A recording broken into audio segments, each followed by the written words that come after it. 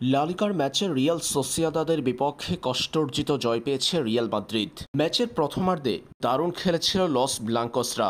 লাল কার্ডের ঘটনায় ১০ জনের দলে পরিণত হওয়ার আগে এবং পরে গোলের দেখা পেয়েছে তারা।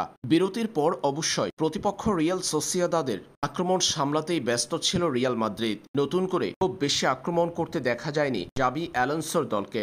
একের পর এক আক্রমণে ব্যবধান কমালেও দ্বিতীয় গোল না পাওয়ায় রিয়ালের বিপক্ষে ২-১ গোলে পরাজিত হয়েছে রিয়াল সোসিয়েদাদ।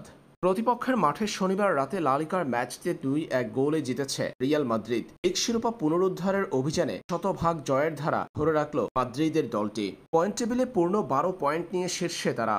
ম্যাচের শুরুতে ১২তম মিনিটে কিলিয়ান এমবাপ্পের দুর্দান্ত গোলে এগিয়ে যায় রিয়াল মাদ্রিদ। পরে ম্যাচের ৩২তম মিনিটে বড় ধাক্কা খায় রিয়াল মাদ্রিদ। মাঝমাঠের কাছে সোসিয়েদাদে ওয়ারজাবালকে পিছন থেকে ঘাড় ধরে টেনে ফেলে দিয়ে সেন্টার ব্যাক হাউসেন পেলেন লাল কার্ড। তাকে সরাসরি লাল কার্ড দেখালেন রেফারি। রিয়াল মাদ্রিদের খেলোয়াড়রা ভিএআর দেখার দাবি জানালেও এটা শুনেননি রেফারি। ক্ষুব্ধ প্রতিক্রিয়া দেখালেন কোচ জাবি অ্যালোনসো। এই ঘটনায় মাঠে তৈরি হয়েছিল উত্তপ্ত পরিস্থিতি। পরে ৪৪তম মিনিটে রিয়ালের ব্যবধান দ্বিগুণ করেন আন্দ্রে গুলিয়ার। দ্বিতীয়ার্ধের ৫৬তম মিনিটে এক গোল হজম করে রিয়াল।